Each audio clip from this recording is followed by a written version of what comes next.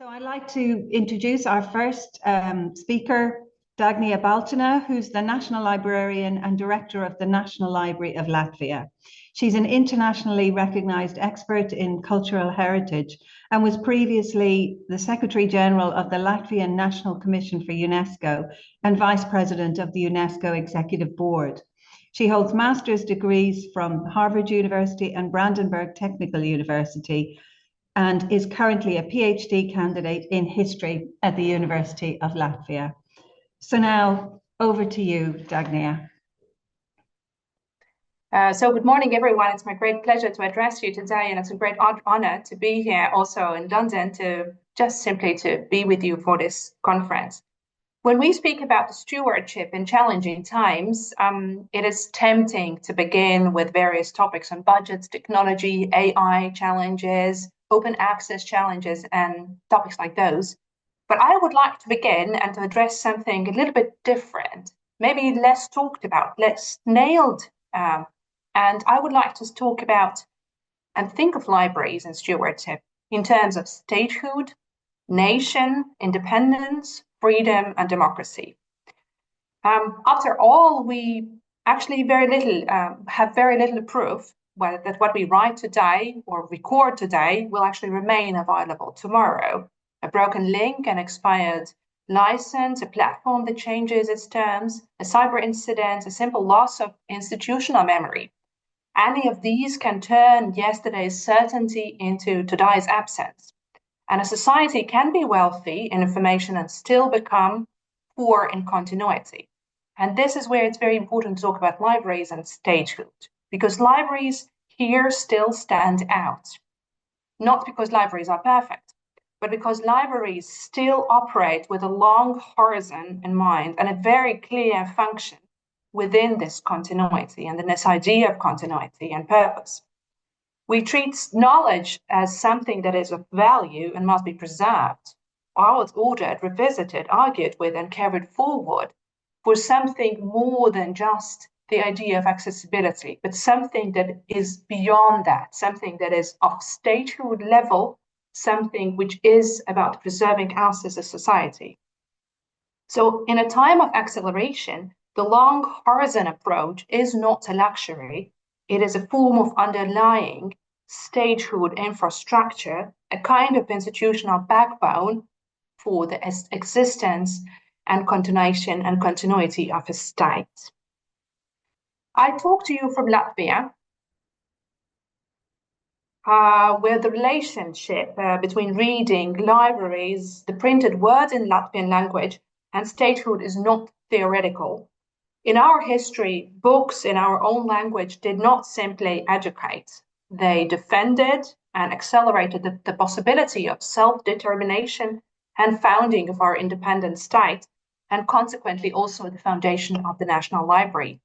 And thus, in our present, reading and the role of the National Library is not only about culture, preservation, or literacy. It is about resilience and maintaining of the self of us as a nation. It is the kind of a society and institution, as the National Library embodies, that state can rely on for its existence. In a small language country, it can feel quite literal. The nation is written down and therefore not easily erased, doubted, and can stand up against both past atrocities as well as present hybrid attacks. Hence, as a national librarian, I have been thinking obsessively about the role libraries play in the current momentum of history, what we defend, what we enable, and what we must not lose. So today I will offer you one framework for thought and one case study for thinking about libraries and statehood, nation, and civic society. The proposal is conceptual, a triangle of nation, statehood, and civic society, and a place for libraries inside it. And the case study is practical. How in Latvia, the 5-year program, 500 years since the first book printed in Latvian, became a structured way to restate values, build alliances, and move the placement of the National Library from research to public dialogue and to policy. And then I will come back to the theme, what these complexities call for and what kind of vision it calls for. So the framework I want to propose to think about is a triangle of nation, statehood, and civic society. By nation, I mean the shared space of language, memory, and imagination, the ability to tell and form the story of us, of who we are, and to do so in words that can be understood by the present generation as well as that can be transmitted to the next generation. By statehood, I mean the continuity of institutions, law, rights, accountability, but also national cultural institutions, those very heavily weighted institutions with a word and with a meaning, and their healthy functioning. And the capacity for these institutions and these building bricks to act over time, especially in crisis. For national institutions, this is especially important for them not to lose their role and focus within this triangle, especially in crisis. And by civic society, I mean participation, that dense tissue of associations, habits, trust, and society's reflection and relationship with those. In healthy societies, these three dimensions reinforce each other. In stressed societies, they can easily drift apart or are deliberately broken. Civic societies becomes brittle, statehood becomes only administrative or just bureaucratic, but the nation narrows into slogan, nostalgia, and sometimes also fear. So where do libraries sit in this? And I draw this by the picture of the National Library of Latvia. So this is the National Library of Latvia where I'm working, and it actually coincides looking as a triangle. To show you this, I just want to draw an example on it, because the National Library of Latvia is known as the Castle of Light, which can, as you can see, has been conceived not merely as a building, but actually as a symbol. Castle of light, castle of knowledge, castle of endurance, and the possibility and actually of succeeding. So it has a very, very strong symbolic load. The story behind the building is something that still gives me goosebumps as well. It embodies the conviction that our nationhood stands on learning, remembering, and that will so to remain intellectually and culturally united across time. And this building embodies and enables that. It invites us to continue and never give up.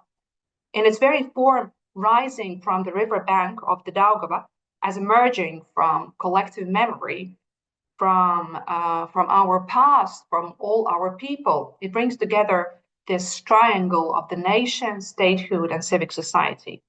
Nationhood resides in the accumulated language, literature, and cultural memory preserved within. Statehood is expressed through the deliberate political act of building and making an endeavor to have this building, maintaining and safeguarding this institution as part of the national infrastructure. And finally, the civic society is represented as an open, participatory public of the library that comes and goes, as a place where individuals gather, read, question, and contribute. The Castle of Light thus becomes more than an architectural landmark. It is a living structure of continuity where memory is organized, knowledge is made accessible, and society is invited to take part in sustaining both. A library thus conserves these materials of memory and also reminds us to collect what is happening with us today. It also provides disciplined way of relating to memory through description, provenance, access, and also the slow refusal of various myths. Thus, the library strengthens statehood by maintaining knowledge, infrastructure, and standards of evidence, not as an occasional philosophical posture, but as a daily practice, as something that never stops and is just as a very stable and predictable flow. A library also strengthens a civic society by widening access to study and actually sustaining spaces for inquiry, sparking and kindling curiosity, and enabling that what I would call democratic habits, the ability to live within complexity, to be willing to ask, to be interested, be curious about things. and without collapsing into simplification. This is why I reject the idea that libraries are something nice to have or some kind of information infrastructure to provide just information. In challenging times, libraries are one of the conditions under which society remains governable by itself and also remains independent. Now, let me take you to the case study. The case study goes back to the 500 years. On November 8, 1525, a shipment of Lutheran books, texts in Latvian, Estonian, and Livonian, was seized in Lübeck, Germany. According to the diary of Johannes Brandes, the books were officially arrested, tried, and ordered to be burned because they contained a description of Lutheran worship and because they were written in languages of people of Livonia and thus posed risk of spreading too fast. One copy, the record says, was to be kept as evidence. The rest were to disappear. Whether the burning actually happened exactly as the archival record tells is still debatable. But what matters is that the beginning of our book culture is inseparable from an attempt to extinguish it. And that is not only a Latvian lesson. It is a European lesson, and unfortunately also a 21st century lesson, because the destruction of texts has not ended. Only the methods have changed. You do not need a bonfire to erase knowledge. You can erase through neglect, through broken infrastructures, through non-preservation, through licensing models, through disinformation that makes citizens doubt the legitimacy of evidence itself, through attacks, but also through attacks and doubting of national cultural institutions like libraries, and especially like the National Library. And this is why I believe the connection between libraries and statehood is not a metaphor, it is a governance.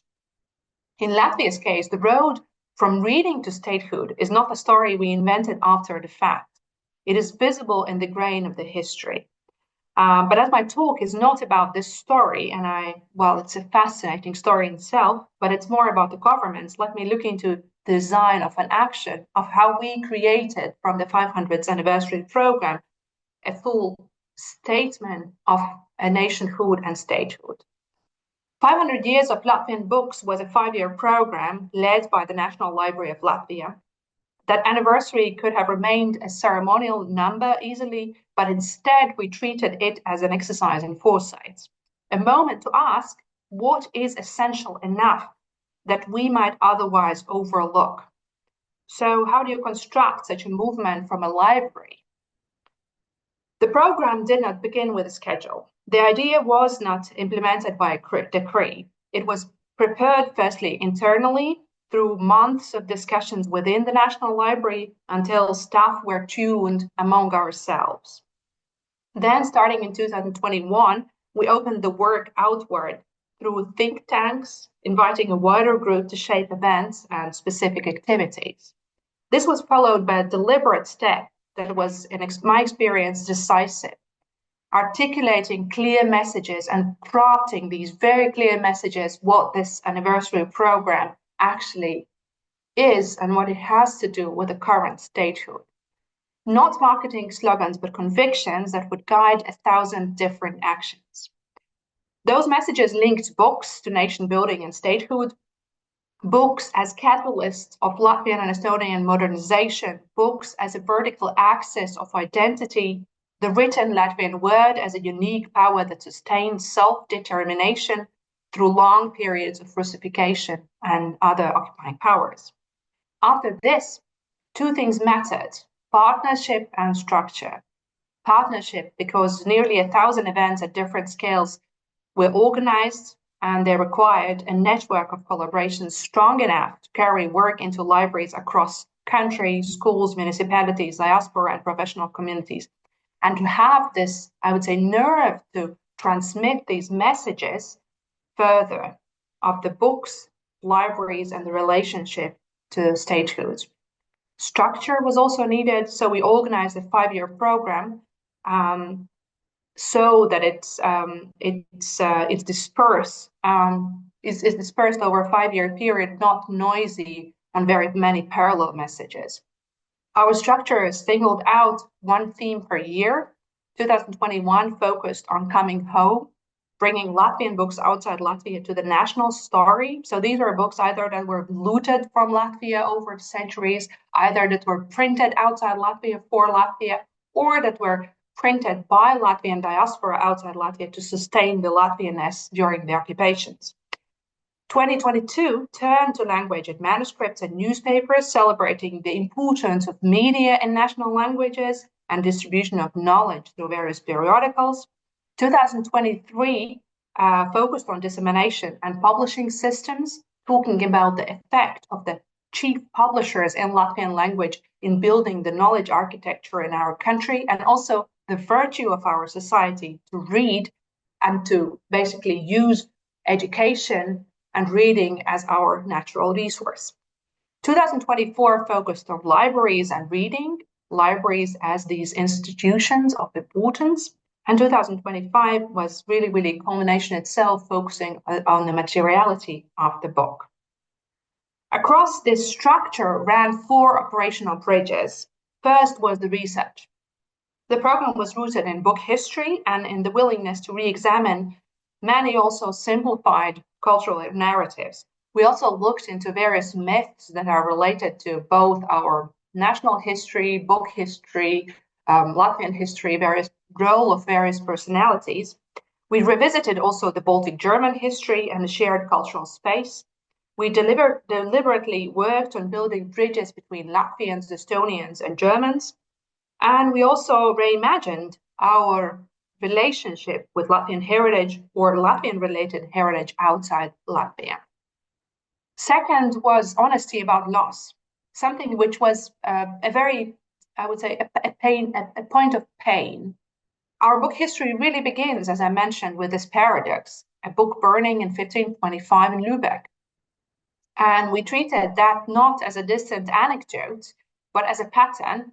Knowledge can be destroyed, collections displaced, and memory interrupted.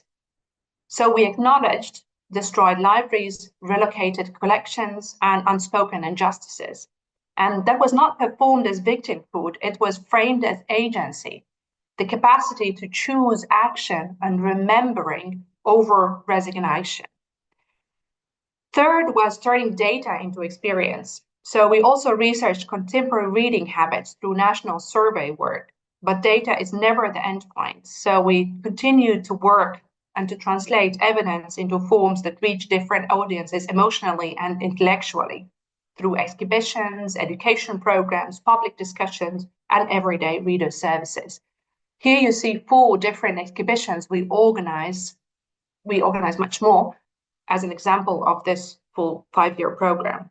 And fourth was to convert public narrative into policy momentum. So what do you do when you invest 5 years of an intensive research, events, endeavor, also think tanks? How do you turn this whole action into a policy?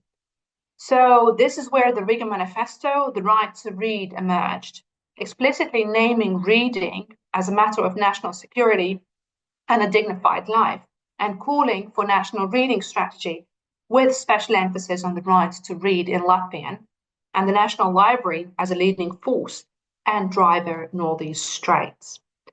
Now, all this might sound like a cultural programming or coding or, I don't know, neurolinguistic programming, but it is more than that. It's a very deliberate work towards a very high awareness within the National Library of our role for the statehood. Also, because the program reached a moment when we had to ask ourselves the question, what is the role of the National Library today if we are doing all this? In a world where attention is fragmented and institutions are questioned, are often also sidelined. We also see this tendency around the world that libraries are often sidelined. Here I have to recall my late professor, Ashton Carton from the US, and he helped me grow the backbone about the function of the National Library for the public good. No one else cares as deeply about the long-term public good and sees the perspective of the long-term public good than the libraries.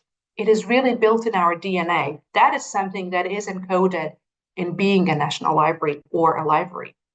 And I say it because I really see it that way. So agency here means taking up the role to repair and restore the public purpose of a statehood, especially when technology seems to disrupt it.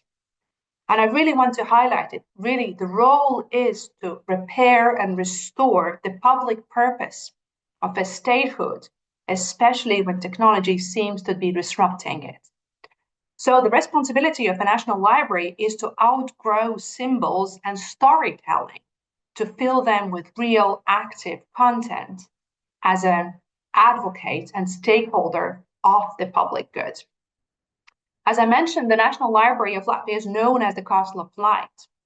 In Latvia, children do recognize it as a symbol of learning, memory, and national continuity, but a symbol can and should become a beautiful container unless it is filled with action. So we asked, what does it mean to be this symbol nowadays? How does the National Library actually influence processes? How does it turn research into public understanding and public understanding into decisions? So then, as part of the concluding acts of the entire program and as a practical step, we adopted the mentioned Riga Manifesto, the right to read. It states its core message in a sentence that still feels unusually direct for public. Reading is the key to national security and a dignified life. It calls for a national reading strategy and emphasizes the right to read in the Latvian language. It also warns that declining reading habits weaken critical thinking of the society and increase vulnerability to manipulations, especially under conditions of information threats and hybrid warfare. In the digital era, access to information is expanding, while deep reading skills can erode. Also, what we often call as reading nowadays is more often data mining, scanning, sliding, searching, not really reading.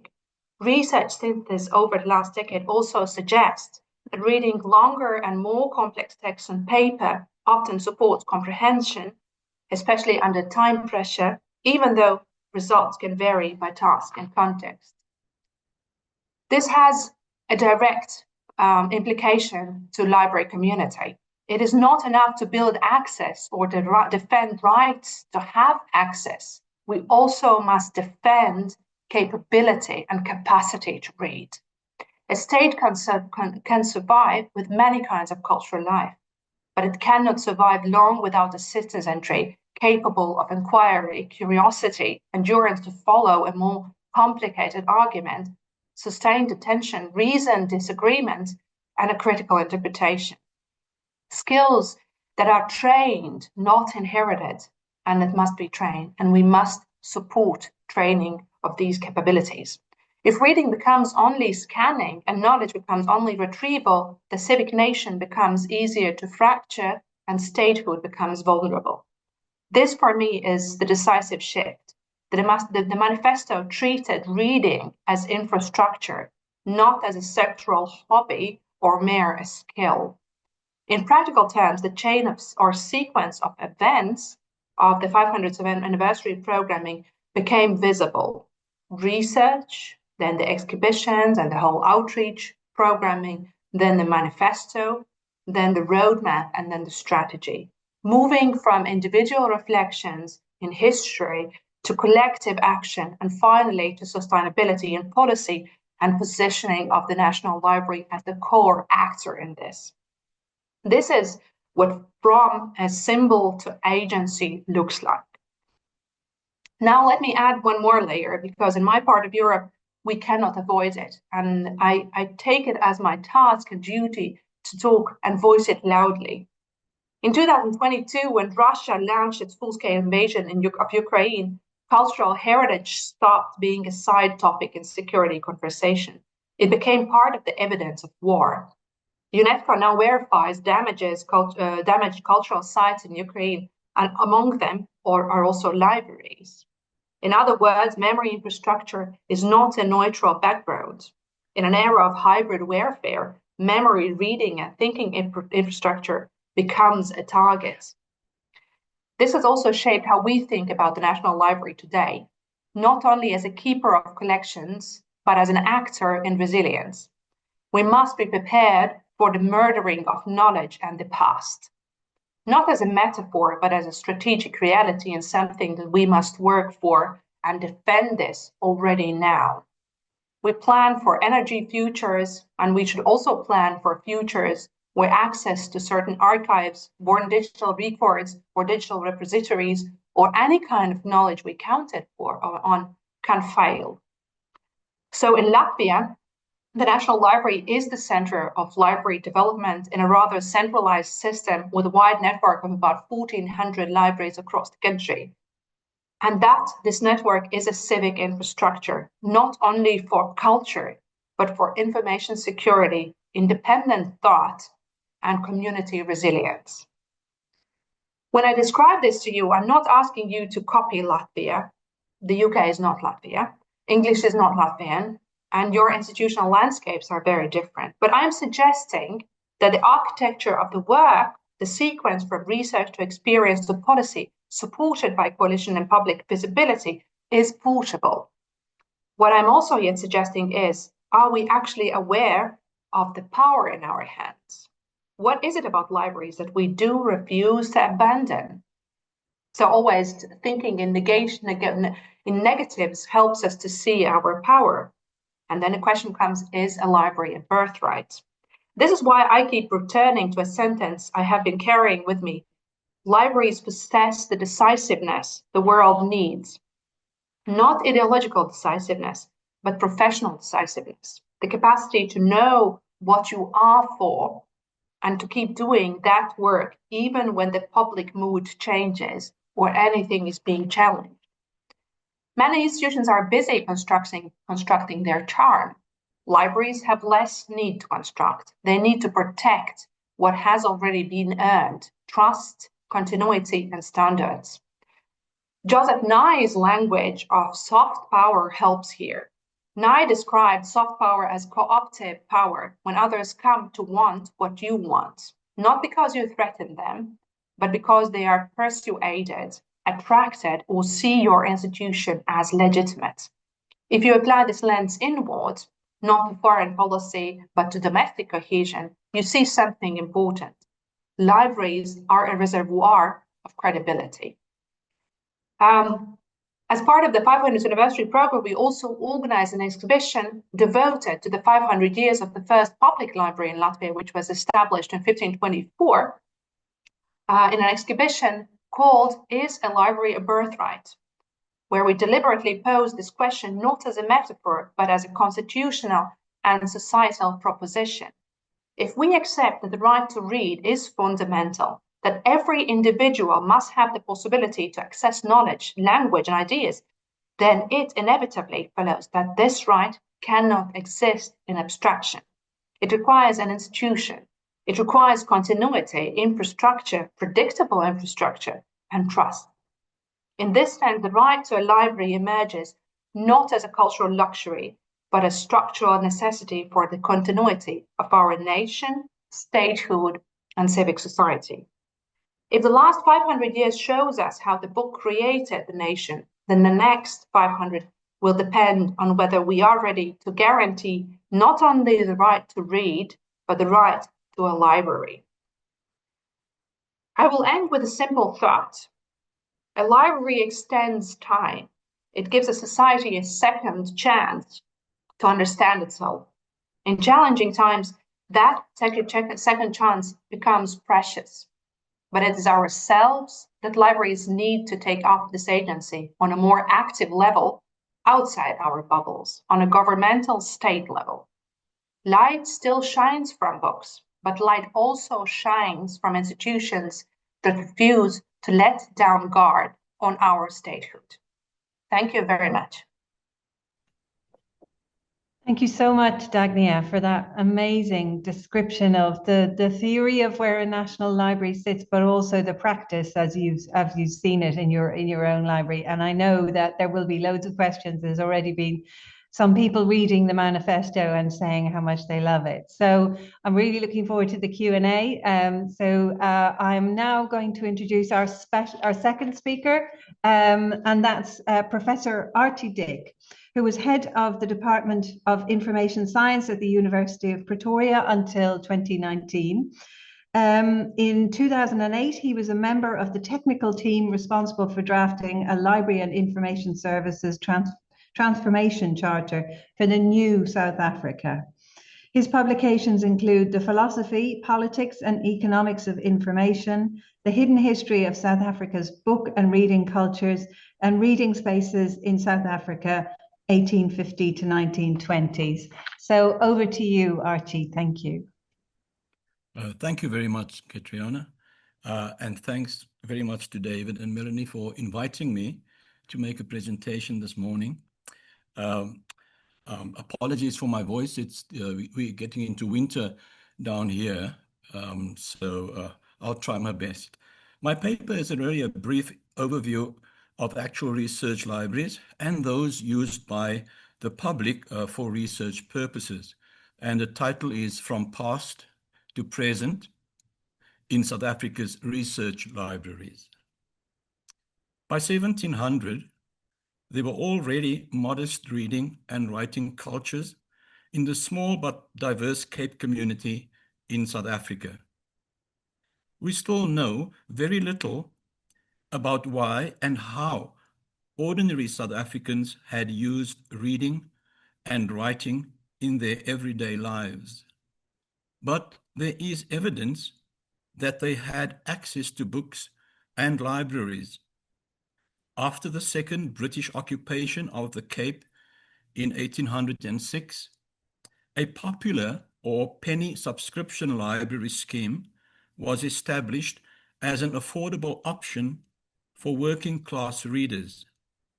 These popular libraries quickly spread to rural districts where their founders insisted that they remain libraries for the people and not the libraries of political leaders. In 1818, and in the spirit of freedom of access to information and freedom of expression, the South African Public Library opened its doors to the general public. It is located in Cape Town's iconic botanical gardens and is still operational today as a reference and research library. Since its inception, the so-called lower orders of the people used its collections to improve and close the gap with Cape Town's middle and upper classes. Together, the South African Public Library and the State Library in Pretoria today constitute the National Library of South Africa. That, of course, is the new South Africa.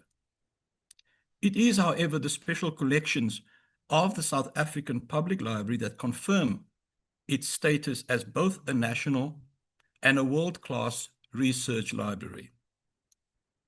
Throughout its history, and even in the apartheid era, from 1948 to 1994, serious scholars and the general South African public, old and young, white and black, exploited its rich resources, and they continue to do so today. Already in its early years, the South African Public Library had considered itself as non-political and compared itself to the Royal Library of the Netherlands, the British Library in England, and the Library of Congress in the United States of America. The director had explained that its doors were always open to all and its services available to the whole community. Exclusion on grounds of gender or race was never its official policy. For several reasons, however, including personal safety concerns during the politically turbulent 1970s and 1980s, the South African Public Library was not as easily accessible as it is today. And albeit a revered research library for all, it was far away from working class readers in Cape Town's racially segregated and isolated townships As a result, the public or community libraries in these townships would become so-called research libraries too, for low-income readers and for political activists. I was employed at some of these libraries in the 1970s and 1980s. This was a period of what I call information tyranny in South Africa, when books were routinely banned and subsequently burned at state furnaces across the country. Information tyranny is the most extreme form of social injustice in library and information services. And information tyrants are individuals or institutions that block the free flow of information, deny freedom of speech, stifle freedom of expression, and remove the right of access to information. Community leaders, university students, high school and night school learners, as well as young political activists, had, however, the public libraries instead as cherished spaces to debate, to argue, to share ideas, and to voice opinions, rather than using the books on the shelves in some of these township libraries. A shabby suitcase would be retrieved from under a table. It contained banned books, political pamphlets, and other forbidden literature. It constituted, as it were, an anti-apartheid or a freedom mini-library for a new and free South Africa.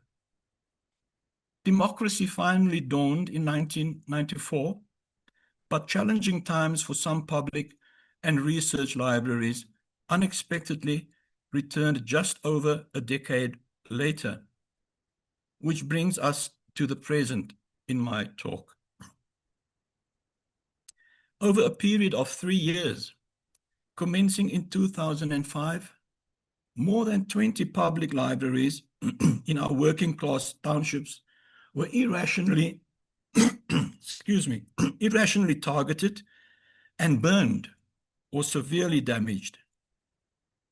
They were soft targets in the violent public demonstrations that expressed dissatisfaction with local government services and council policies.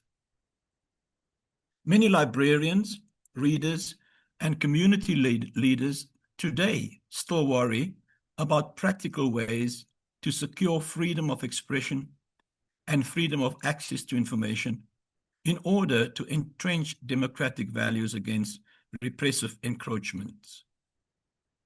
What South Africans now expect of the country's political and library leaders is information stewardship, to carefully, responsibly, and ethically manage all types of libraries and all of the information resources, as you can read on the website of RLUK. Excuse me, let me just have a drink.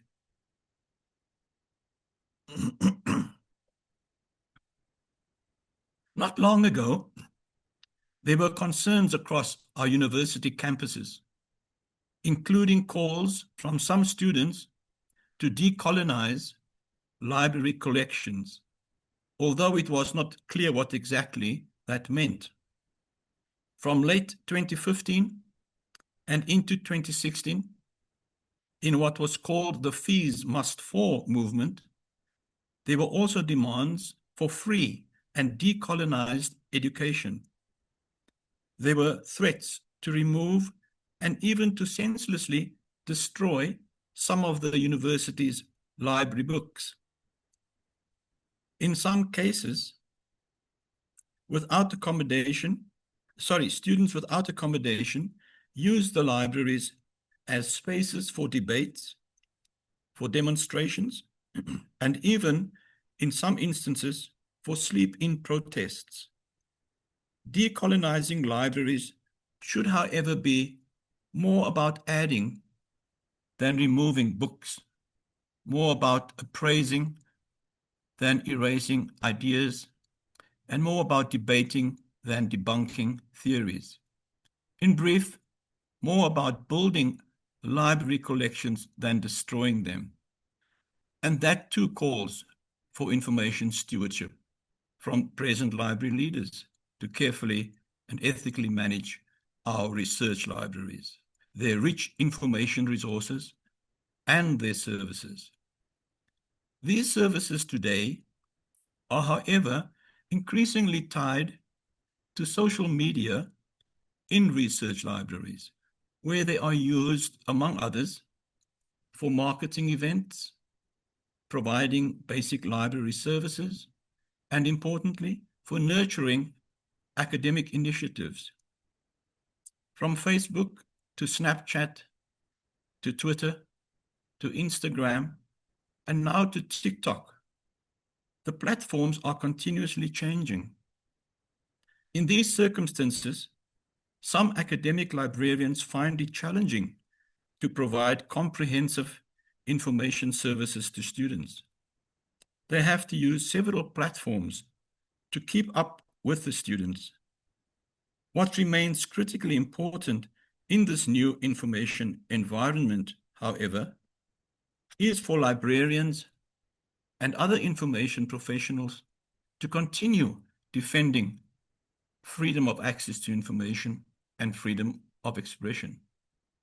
In an interesting case recently, some South African university librarians were investigating how to improve a specific service using social media, but they were stopped by a line manager who recommended that they instead investigate a different university library. In that case, both the library and information science students and the other students as library users were in fact denied, disclaimed, and dispossessed of knowledge, and their futures were potentially disempowered too.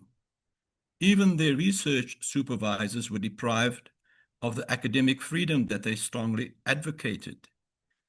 In some of our public libraries, workplace policies prevent staff members from using social media in spite of their information benefits. And some public librarians, according to a senior manager in the Cape Town Public Library Service, censor their collections by not buying materials on topics that they themselves dislike. These include LGBTQ matters, in spite of parents challenging librarians to buy books for children to find out more about sexuality. The senior public library manager that I interviewed explained also that some librarians practice the censorship of books by keeping them behind the desk. In the case of some university libraries, the staff members are obliged to serve the university's official guidelines and social media policy about what may or may not be posted.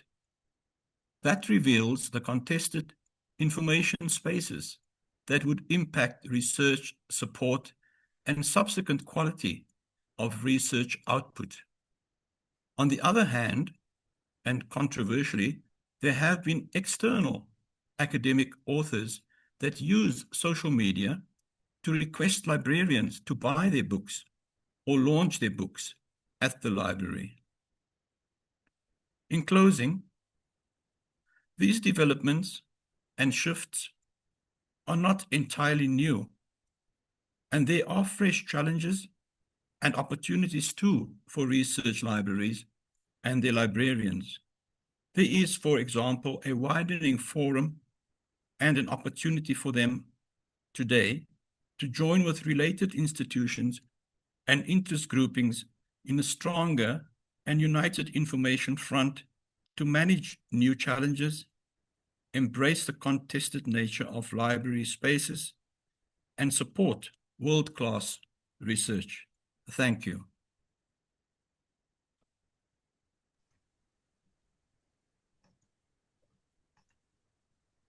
Thank you so much, Archie. That was really fascinating. It's an overview of past South Africa and present South Africa and the way that politics plays out in libraries in both those kind of instances of the country.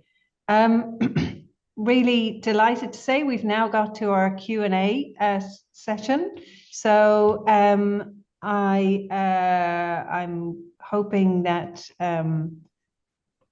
everyone is ready with lots of interesting questions. Can't see anything quite yet, so I'm going to take chair's privilege and pick up on one of my favorite themes that you mentioned, Dagnija, which is you talked about living within complexity. And it's one of the things that I love, actually. And I'm from Ireland, and one of the themes of the commemoration, the decade of commemoration, was complicating the narrative. And I just thought it'd be interesting to hear both your views about, how libraries contribute to that, the kind of living with complexity, and defying the sort of oversimplifying that we do see in some evocations of our nations. If I may go first, thank you very much for this very curious question. I have been also living with this question and seeing how we can, as libraries, hold the complexity, especially as we should be the reasonable institutions, being able to hear all the voices and always ask this question, what are we not seeing in this full picture? And I think that's another framework where libraries, I think, come in. And of course, where I see a very practical role, it is through various outreach programs to hold this and living with this complexity, and actually making them, enduring them, and making them longer, not as pop-up events of one lecture solves it all, but making and enduring and keeping up these questions for a longer being. And I think that's also a challenge for me as a national librarian, not to jump from topic to topic, because these complex questions are so many that it's very tempting to simply organize one event, done, the next complex question, done, and how actually to live with this on a very, to endure a longer debate on it, and also endure a longer process of reflecting on it. Mm-hmm. So that would be my insight about the complexity, and I think organizing the events. And the other thing is, living with complexity, I think the power we have is to actually get a seat by the table of policymakers, because we do have the credibility as libraries.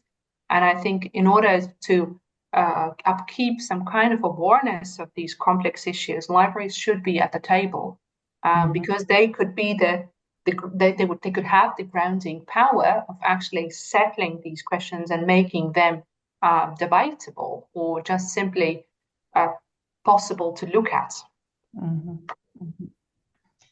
Is there anything? Thank you so much, Dagnija. Is there anything you'd like to add to that, Archie? Thank you. Perhaps just that, and I speak from my experience here in South Africa. Just the last week I was in Durban, and I think I mentioned in my paper, I talked about the unrest and the problems on the campuses, and we thought that had gone away. But when I arrived in Durban, I saw firsthand a new university library damaged the day before by rampaging students, and I think it sends a message, probably not just to us as academics and work at the library, but to those in higher positions, in government, to look at problems like this more seriously, and either investigate it properly and see what the problems really are.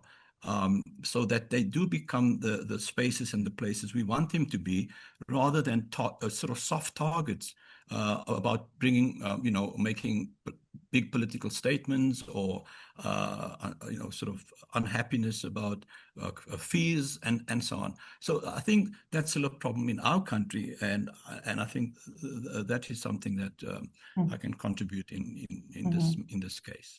Mm-hmm. Thank you. We do have a question also from Simon Baines. He says, the concept of library as neutral and apolitical has often been used to drive decisions about issues like censorship. Is this the right way to think about it? given how much political change is counter to our professional values and beliefs? Who wants to have a go at that one? Yeah, well, in my case, you know, I can only draw on my own personal experience as a public librarian many years ago, and I remember students coming into the library and coming in not to, you know, get books, but to coming in to have an argument with us about the books we have and about the books we don't have. And it was very difficult trying to explain to them, you know, that they would really have to speak with us or empower us to speak to the authorities about this. But in the end, you know, it fizzled out, and nothing really happened. In cases where you had very strong personalities in public libraries as well as in academic libraries, there were some changes, but generally nothing has happened. So I think one has to escalate this to a sort of a higher level, so that we can have in our case, have a conversation right across all these,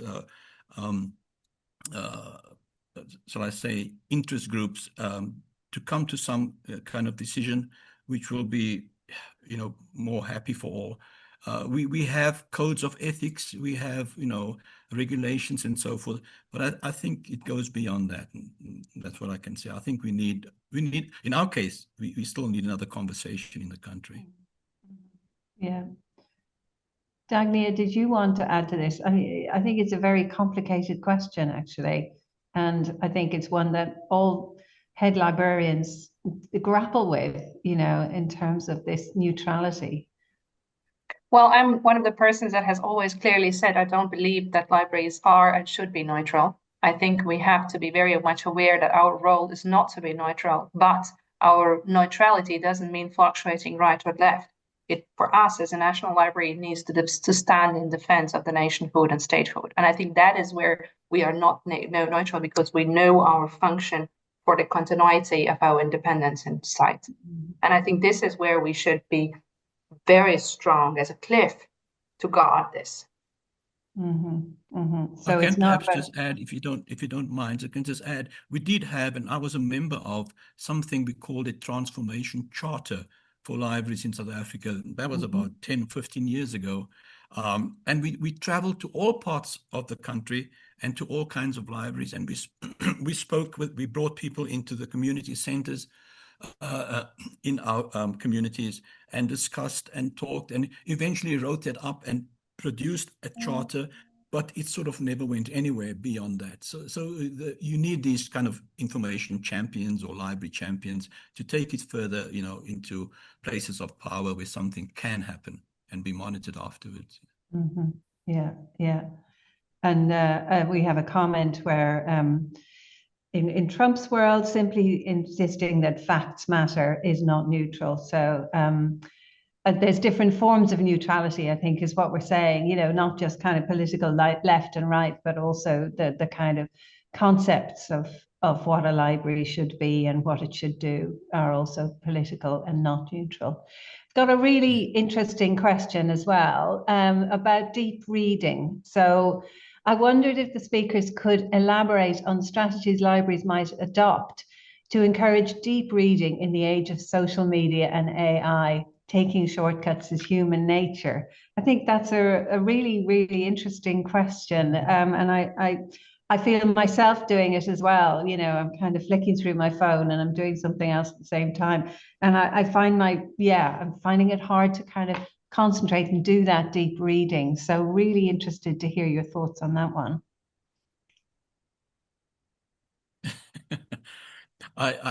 Yeah, it is a deep question too, about deep reading, and I think I can't answer it probably in a very helpful way, but I would think that it would involve not just the library, but you know, schools and other institutions getting together to talk about it and bringing in the members of the public.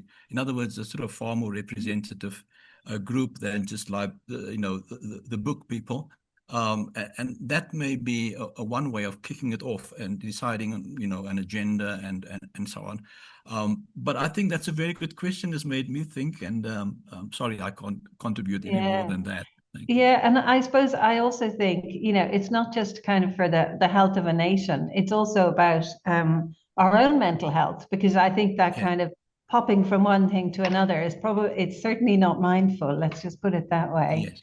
Dagnija, have you something to add to this? It was you who said, we're encouraging deep reading, so you must have the answer.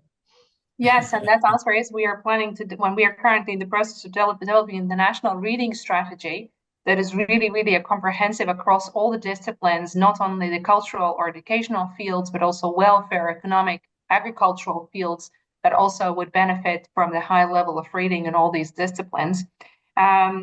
So the first thing in order to promote deep reading is to take it out of only as a libraries or school problem, to make it a nationwide decision. So what we are currently advocating is that in order to talk about the country's development plans or any kind of visions for, 2035, 2050, reading must be there, because it's actually really a natural resource we are having. And why it matters and how we like to also negotiate about it, it is about of upkeeping the diversity of choices people can have if they have this skill and capacity of reading. So we are otherwise narrowing the choices, not only of our parents, but also of our children, because it cuts deep across all age groups. So that's one thing. The second thing, of course, is this capacity and endurance that reading basically enables into any kind of persons. And when we talk about the role of libraries here, I do favor very much this idea of library being both a sanctuary, but also a commitment device to deep reading. So if people do come to libraries for deep reading, we can serve. If that's what if behavioral science helps us here, let us become the commitment devices for deep reading and study. And we can easily do that by promoting and also supporting people in that. And also this in-person experience and getting off the screens. So I think it will become increasingly more and more popular that people would come to libraries to have off screen by screen, without screen time, and actually to have this momentum either of simply paging through some books, maybe not immediately deep reading, but also having this slow moment. When we organized this exhibition, Freedom Starts with a Book, it was very interesting how we followed up how different reading steps follow each other. So the first one is they read in order to pray, in order for religiously reasons. Then we read in order to educate ourselves. Then we read in order to boost our capacity to manage and to, for agriculture and practical growth. And then we start reading for pleasure and our sensibility. And finally, we start reading in order to formulate our statehood. And then the question was, so why do we read now? And I think the answer here is because we want to slow time. And this is the only, in a way, innovation in the world that allows us currently in a very accelerated pace, especially on the screen, to slow time so we can actually stop time and gain time. And that might be a reason why people should go back to deep reading, to catch up with time. Mm-hmm. Mm-hmm. Yes. And actually, we've had two really interesting comments on the chat as well. From the University of Cambridge Haddon Library. In case anyone is interested in sharing what others do, we host dedicated workshops in our library around deep reading to give students space and permission to engage in this kind of work.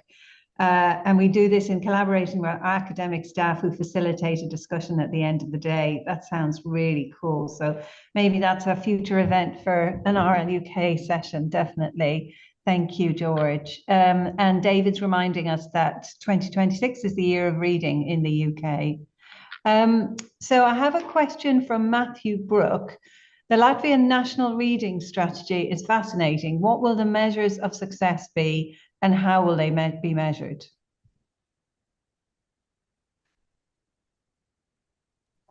Thank you very much for this bringing up. So the manifesto is only, in a way, a manifesto, a first step towards the reading strategy. So we are still to develop the reading strategy itself.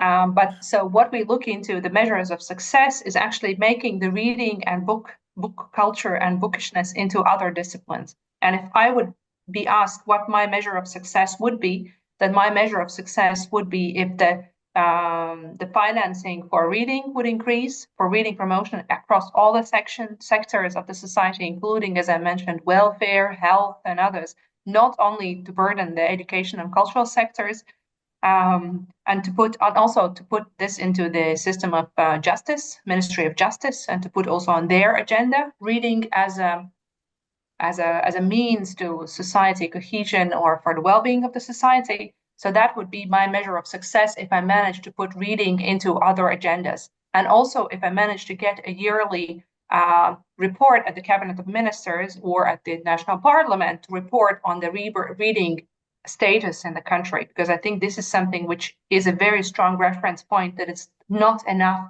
taken seriously enough by other disciplines than culture and education.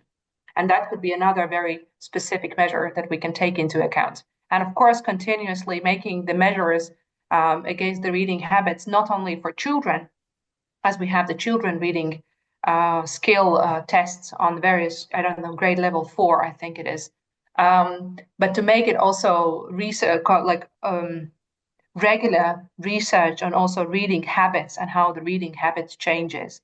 And also, I think it should resonate also in the attendance of libraries and the number of visits into libraries, of how people would be actually using book. Great, thanks.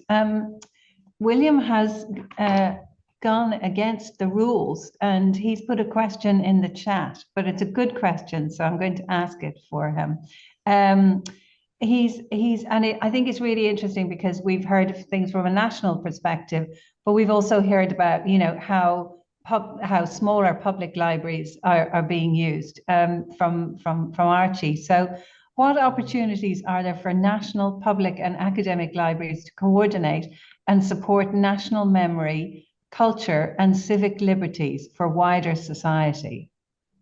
I think one of the things that I should mention that's happening here at the moment is there is an initiative around Libraries Connected to bring the various different libraries together and use that as a kind of an engine in the UK to do exactly what William is describing. I wondered if you'd like to comment on that, from your perspectives.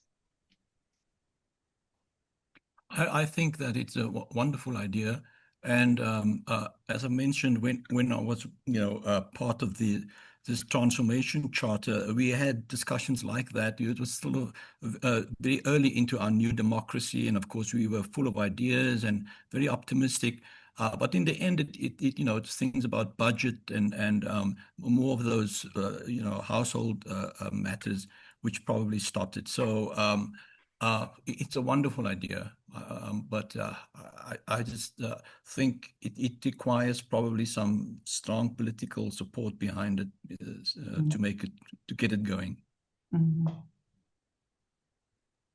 Yeah. I think that's also is a tendency that how there is some kind of systematic change within the libraries itself of how we see the cooperation among libraries. And I think this is changing in a very positive direction currently, because we see that we are not contesting each other. We should be complementing each other. Hence also in Latvia, the National Library sees itself as an advocate and driving force for the benefit of all of us. So we don't see that we are one player and the rest is not a player. So also we are currently implementing a broader we are going to implement a broader project on the role of public libraries for resilience in local level. So, for example, to enabling these players and making their voice much more loud and much more proud. So I think this is something where we can be of support to each other. And I think it's very important that we acknowledge that it's not only about, in a way, short-term daily problems to be solved, but the libraries coordinate also for bigger questions that, like the national memory, like the national security, like the civic muscle of any kind of society. So it's a little bit of long-term goals, not simply to deliver some kind of tasks libraries are often given to, which is great. But I think it is important that we see ourselves as a network of much broader agenda, which we also formulate ourselves. Mm-hmm. Yeah. And David is reminding us, it's not Libraries Connect, it's Libraries Alliance, what I was just referring to. And David's reminding us that RLUK is a founding member. I'd like to actually move on to something else that I'm really interested in. So when the Libraries Alliance held its kind of its launch, it was able to, talking about getting political support, which you were talking about, Archie. It was in the House of Lords, so that was, you know, it's sort of rooted in the seat of government in this country. But the theme of the event was how libraries contribute to economic growth, and obviously the government's agenda here is all about growth, and universities particularly are thinking about how you know, and are encouraged to be part of that growth agenda. I wondered, you know, what you thought, like, you know, the advantages of libraries that you were describing. I don't think either of you really touched on that kind of economic growth side, and I wondered if you had any thoughts to share with us on that. I can. I'm not sure I will be responding directly, but maybe I will come back to that. So my proposal is basically not to see libraries as the drivers of economical growth. Well, they do contribute, and we can also gather data on that, but really to see that the purpose of a statehood is not economic growth, is the sustainability of statehood. It's the well-being of the population and the sustainability of this population, not the economic growth per se. And this is something which I am suggesting also for development policies to be changed, that we don't talk about development policies only in the terms of economical gains, about competitiveness of the societies or growth of certain economical numbers, but we talk really about the sustaining of the well-being of the society, of the rich intellectual society. So when we suggest what the goal of the next, for example, Latvia's 2050 vision should be, it should be that we are living in an educated intellectual society that is well-read, and that's why how it's very resourceful. Not because there are a certain number of economic threshold we should be reaching. And this is my answer. So I'm not a big fan of actually always trying to pull ourselves as libraries up to this economical question, but also to push it back and give back the work. So what is when you talk about economists, when you talk about economical growth, so what is then your contribution to the well-being and sustainability of the local community? Which often is not a parallel, but library gives this parallel of the well-being and sustainability, that people still could continue living also on a smaller villages, because there is this community role of library. So, and I think this is something which is equally important than just the play of numbers. And how actually, so I would be very happy to come back with a better thinking of this and to provide an answer of how to actually replace this economic thinking alone with certain question of the well-being of the societies. Yeah, thanks. Archie. I think that's been covered very well by my colleague. But I'm thinking about in South Africa, where in our rural areas we do have libraries too, and very often the comments and reports from librarians there is that it's used very much for these practical sort of economic purposes, to upskill themselves and to use the knowledge they get out of very practical books, probably more of those kinds of literature in those libraries than the more theoretical things. And I think that in some ways, I don't know how you measure it, but there is an impact in terms of getting jobs and of course, growing the economy in these rural areas. But I think a lot still needs to be done in our case. Mm-hmm.